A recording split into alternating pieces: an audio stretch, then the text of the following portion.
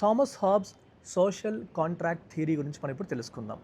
అసలు బేసికల్గా స్టేట్ అనేది ఎందుకు వచ్చింది? స్టేట్ అంటే మనకి ప్రభుత్వం, పరిపాలనా విభాగం, అలాగే చట్టాలు ఇవన్నీ ఎందుకు వచ్చాయి అనే విషయాన్ని ఎక్స్ప్లెయిన్ చేయడం కోసం హాబ్స్ తీసుకొచ్చిన కాన్సెప్టే సోషల్ కాంట్రాక్ట్ థియరీ.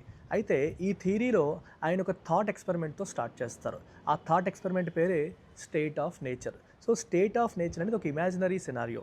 అంటే స్టేట్ అనేది, చట్టాలు అనేవి, రూల్స్, రెగ్యులేషన్స్, గవర్నమెంట్ ఏమీ లేని ఒక సినారియోని మనం స్టేట్ ఆఫ్ నేచర్ అంటాం.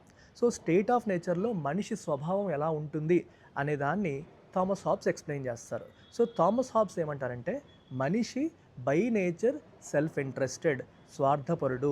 సో మనకున్న లిమిటెడ్ రిసోర్సెస్ కోసం మనుషులు కొట్టుకుంటారు, చాలా నాస్టీగా ఉంటారు, బ్రూటిష్గా ఉంటారు.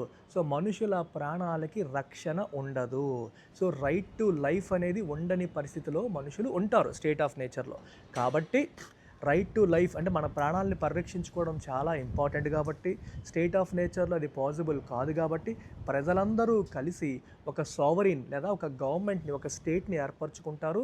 ఆ స్టేట్కి అబ్సల్యూట్ పవర్స్ ఇచ్చేస్తారు. ఆ స్టేట్ అనేది వీళ్ళ యొక్క రైట్ టు లైఫ్ అంటే వాళ్ళ ప్రాణాలకి పరిరక్షణ ఇస్తుంది. ఈ ప్రాసెస్లో వాళ్ళు మిగిలిన న్యాచురల్ రైట్స్ అన్నిటినీ కూడా స్టేట్కి సరెండర్ చేసేస్తారు అని చెప్పేసి థామస్ హాబ్స్ అంటారు. ఆ రకంగా రైట్ టు లైఫ్ని కాపాడుకోవడం కోసం మనం ఏర్పాటు చేసుకున్నదే స్టేట్. ఆ రకంగానే ప్రజలు అందరూ కలిసి స్వచ్ఛందంగా ముందుకొచ్చి ఒక సోషల్ కాంట్రాక్ట్లోకి వెళ్ళి ఎలా ఒక స్టేట్ని క్రియేట్ చేసుకుంటారు, ఆ స్టేట్కి అబ్సల్యూట్ పవర్స్ ఇస్తారు. ఈ రకంగా స్టేట్ అనేది వచ్చింది అని చెప్పేసి థామస్ హాబ్స్ ఎక్స్ప్లెయిన్ చేశారు.